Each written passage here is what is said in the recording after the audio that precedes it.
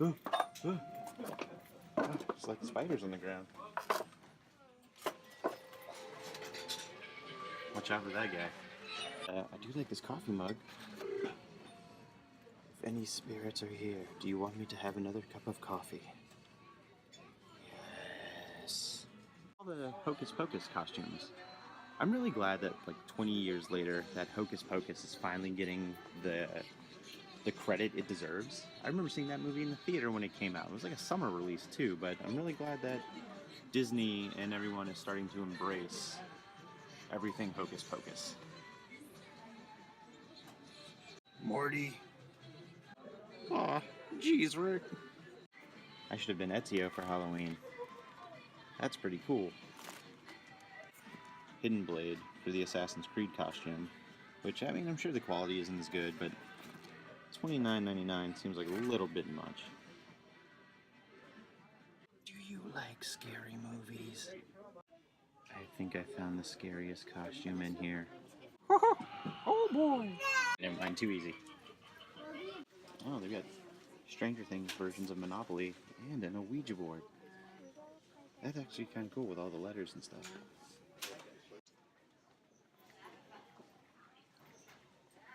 There's a whole bunch of Stranger Things stuff over here. Some lunchboxes, some action figures, some of these guys, and then some Funko Pops down here. But this isn't the Stranger Things. Wait, hold on.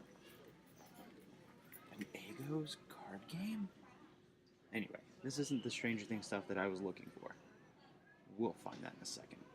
Oh my god, look at that cute little Demogorgon. Look at that adorable little Demogorgon. I guess the Nintendo Switch is becoming a lot easier to find. Looks like they have less of the multicolored controller than that. I found what I came here for.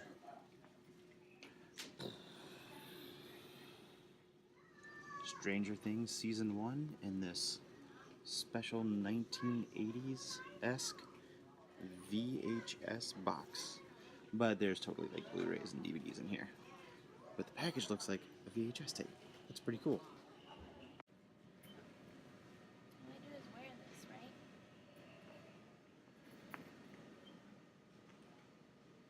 Who likes pizza? Wait a minute. Tim Tracker?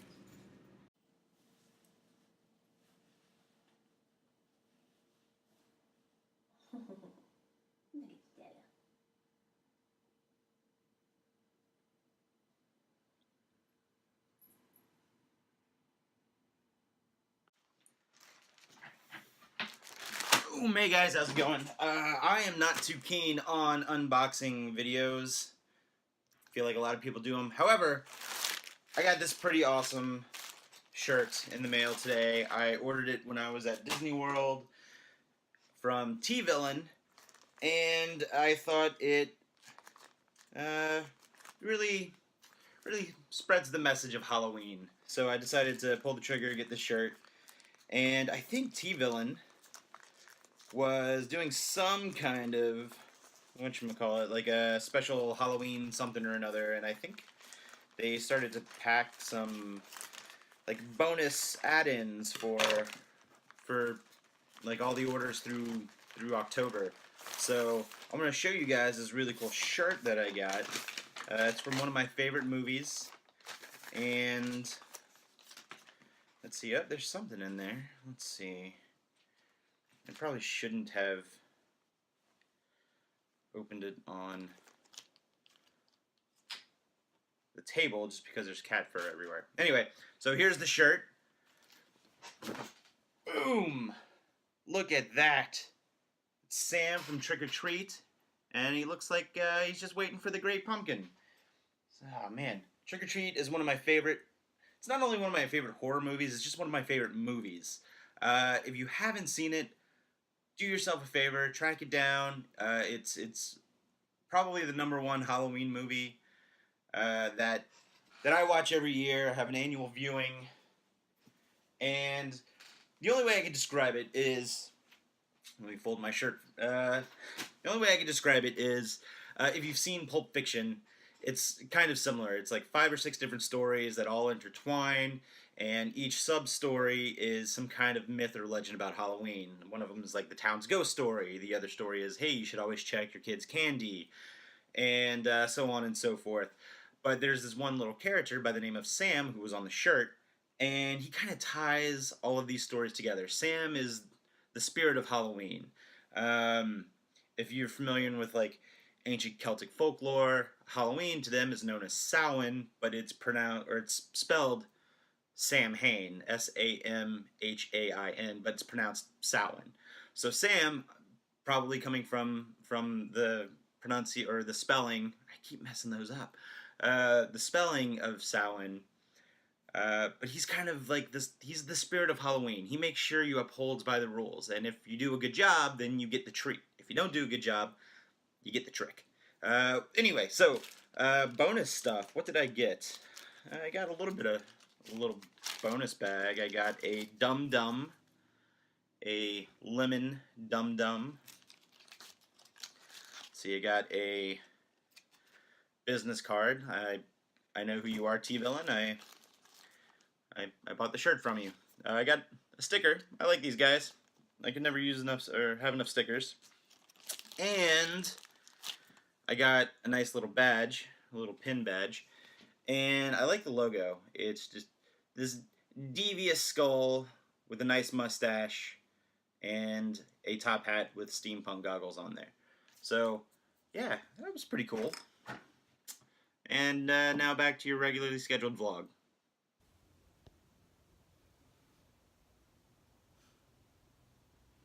Yeah, now I feel like I'm ready to Halloween's fullest potential. Well, I promised you guys some Halloween stuff, and we're gonna go check out a museum exhibit, and I hope they'll let me film and take pictures in here. But we're gonna go check out some cool Halloween stuff about the spiritualist movement. We're here at the Zuckerman Museum of Art.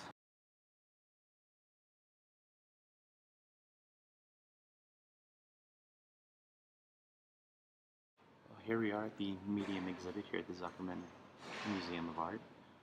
Really looking forward to this exhibit. I'm talking kind of low because it is an art museum and I don't want to disturb anybody else who might be around. So I hope you guys can hear me.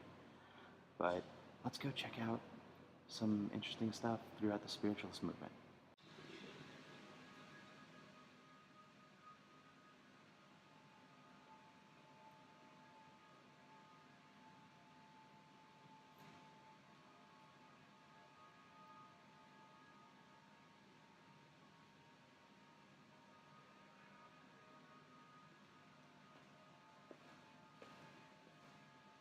I have my program.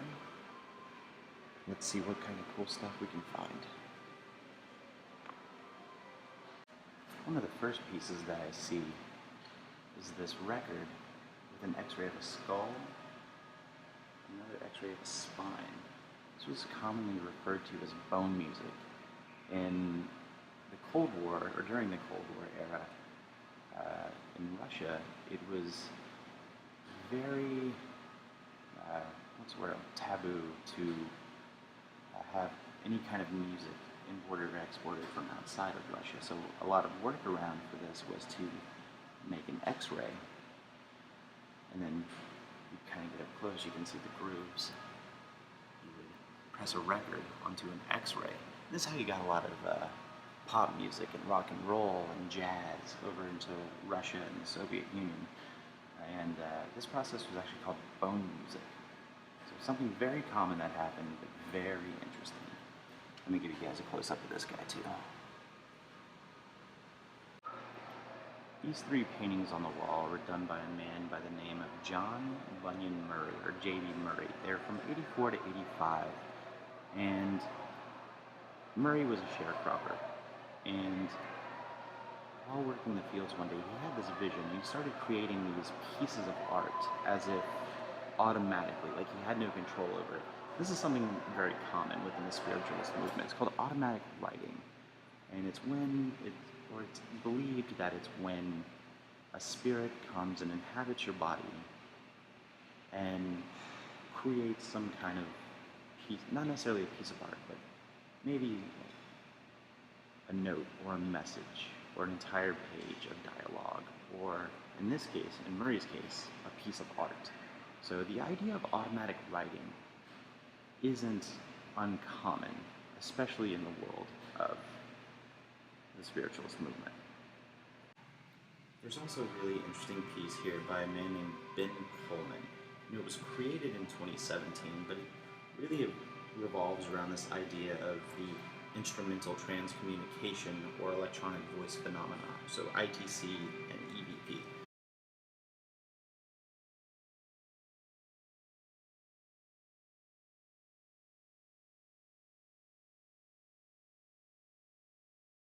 Now, as a paranormal investigator, I'm very familiar with ITC and EVP.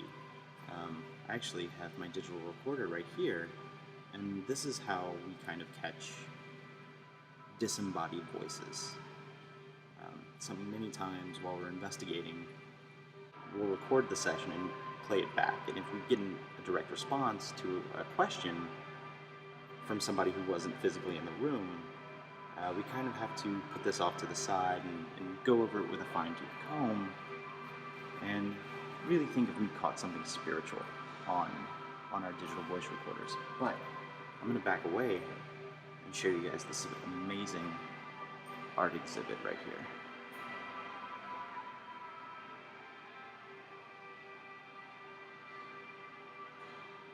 I personally really like the two television screens, and I like how they're all staticky. It kind of gives this uneasiness feeling, like you don't know what's going to come out of there, and that has a lot to do with the paranormal field. Like, paranormal is just the unknown.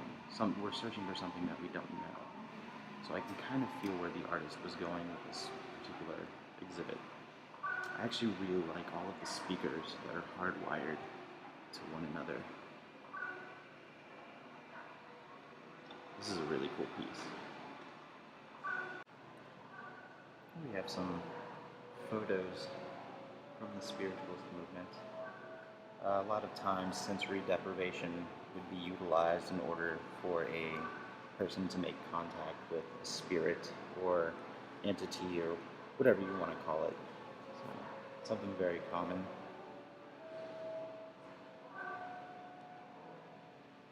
It's like cheesecloth coming out of this gentleman's mouth. There was also this idea of like ectoplasm, like there was this kind of this spiritual energy that would vacate the body through the mouth.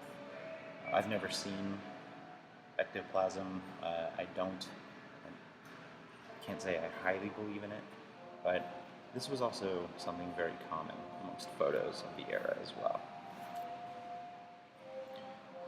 Here we have this old photo. Looks like a flash, and maybe the spirit of a man right in the middle of the flash. Now, of course, this is an art exhibit, and what I'm about to show you is a series of recent photographs between 2016 and 2017 that kind of recreate what was photographed in the spiritualist movement. And you'll see a lot of cheesecloth, and that's really what they use to make the ectoplasm, like right here. You can see this cheesecloth, but it's supposed to symbolize ectoplasm, and it's in this line of photos, or the series of photographs from the photographer and the artist, they're really used to show like a hidden power or a hidden desire. I really like this one right here. I think that one's cool.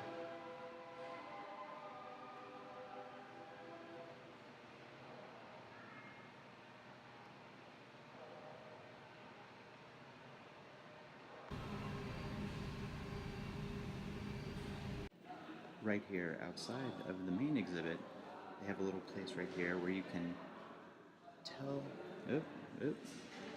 us a ghost story from your community, and you can come down here and write it out. I think it's cool how they have the bone white crayons, and you write it on this little black sheet of paper here, and then what they'll do is they'll put it up here on the wall for you so people can read your ghost story.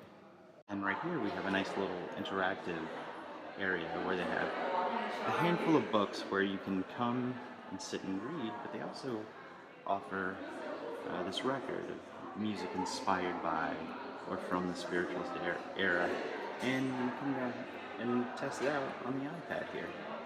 Ooh, that's pretty cool. Actually, I think I'm going to do that right now. But they also have a table of more books here. So we're about to walk in and check out something called the Pepper's Ghost Effect. This is something that's very commonly used when you want to use smoke and mirrors, so to speak, to create the effect of a ghost.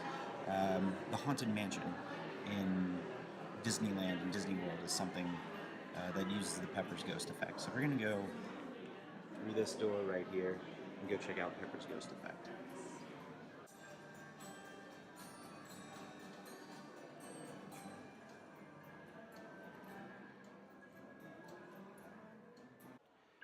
Now, what's very interesting about the Pepper's Ghost Effect is that, again, they use smoke and mirrors to give the illusion that there's a spirit or a ghost in the room. And a lot of people would kind of use this to their advantage.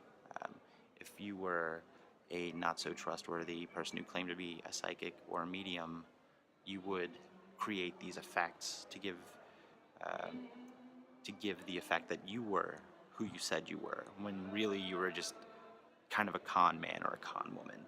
So a lot of people utilized this Pepper's Ghost Effect in order to trick people into thinking that they were experiencing some kind of spiritual or paranormal event.